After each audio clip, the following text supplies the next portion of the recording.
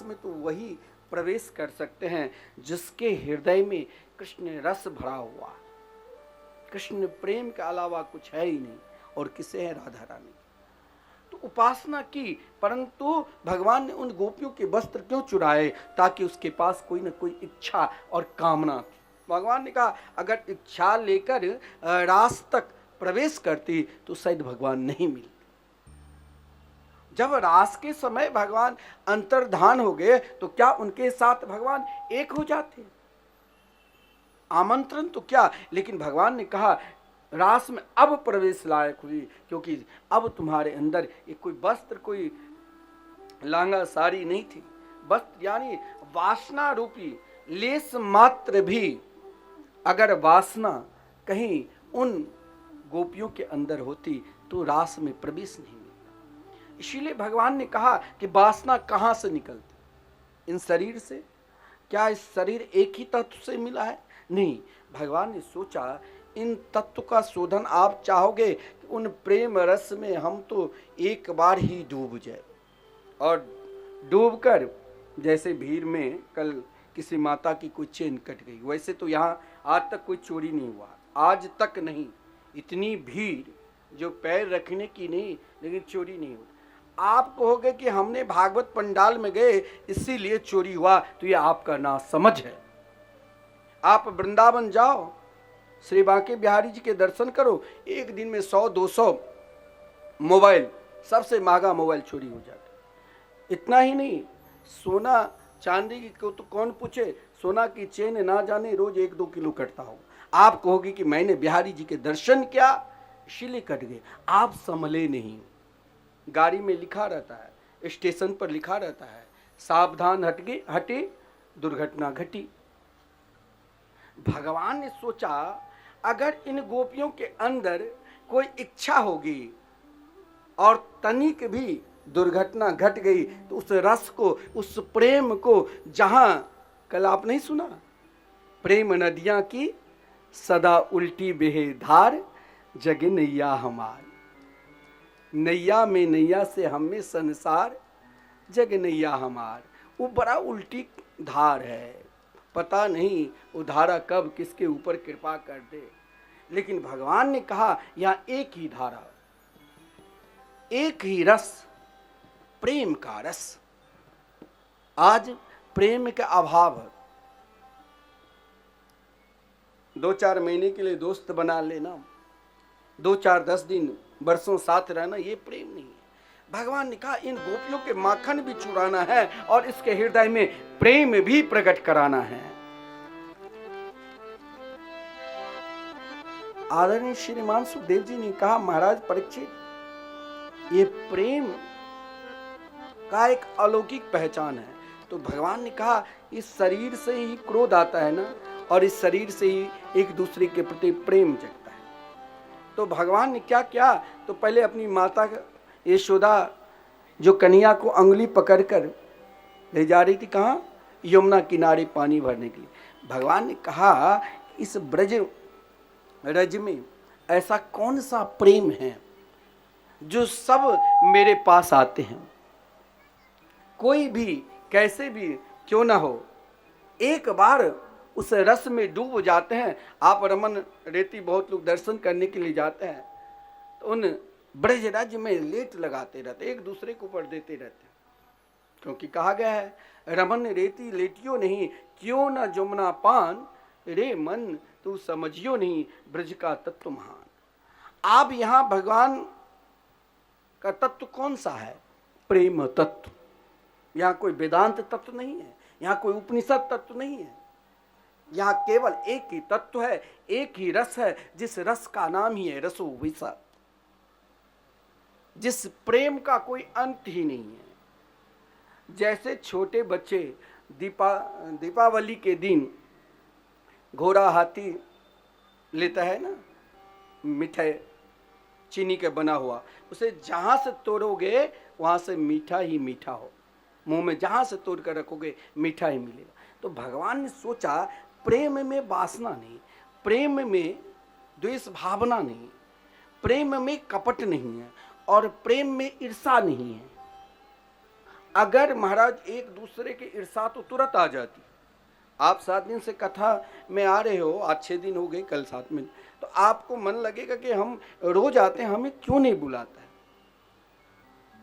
मंच पर तो हमें कभी नाम लिया ही नहीं गया। अब आपके अंदर कपट जो ही ये मन में आया तो क्या होगा, कपट परिपूर्ण हो जाएगा, कपट रूपी ऐश्वर्य और भगवान चले जाएंगे।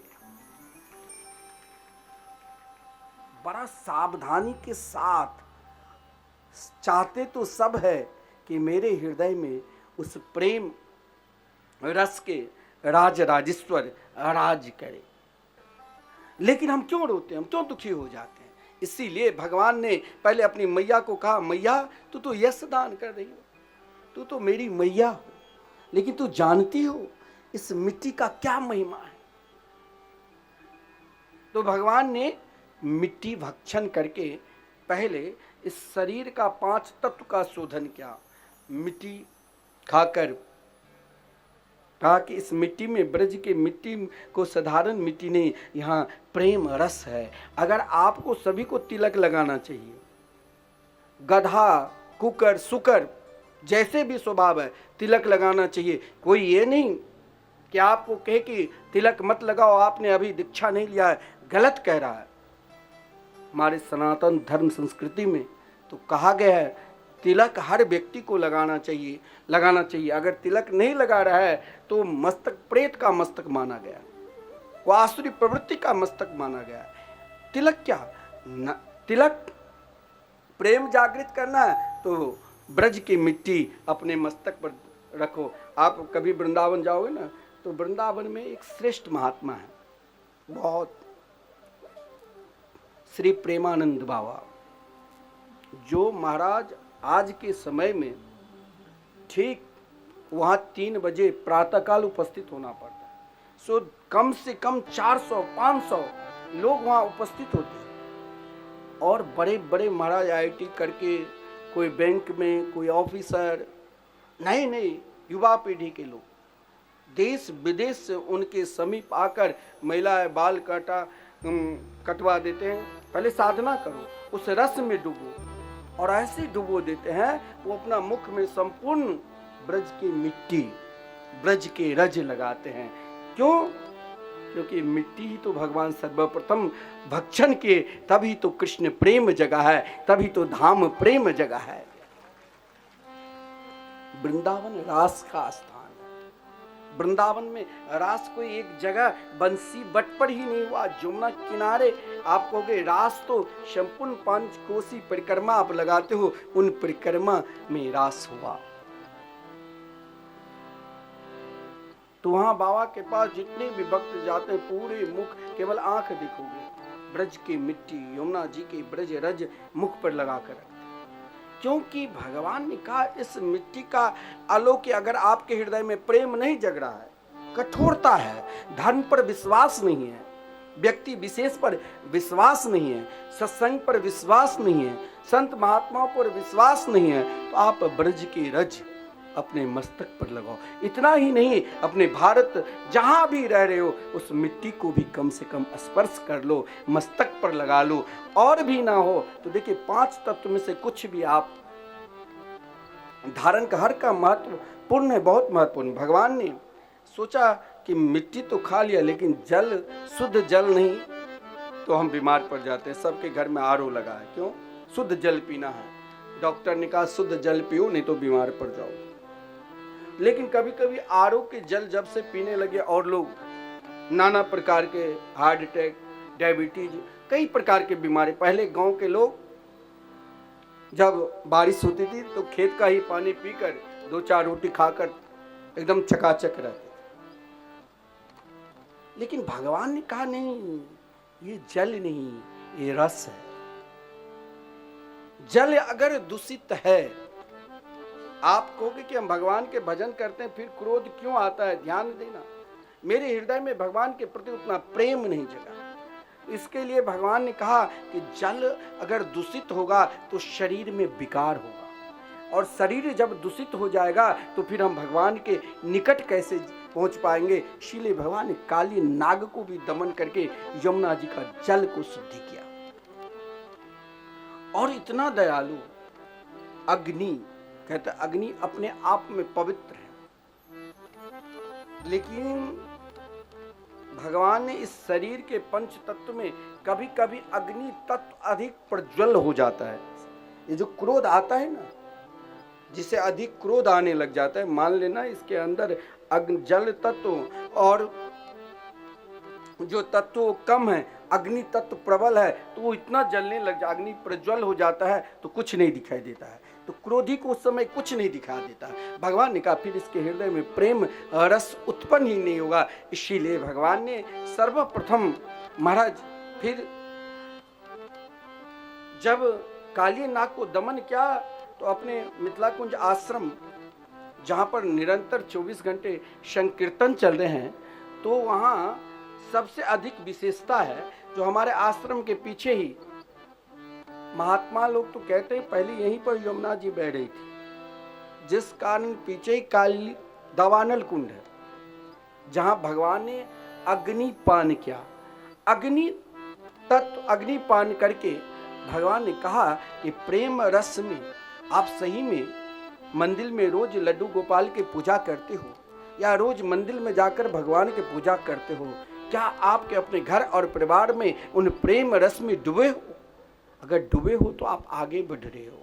तो भगवान ने उससे शांत किया। वायु तत्व, वायु तत्व, वायु को भगवान ने तृणावर्त को मारकर वायु तत्व, क्यों? क्योंकि ये मन की चंचलता वायु की वेग की तरह है।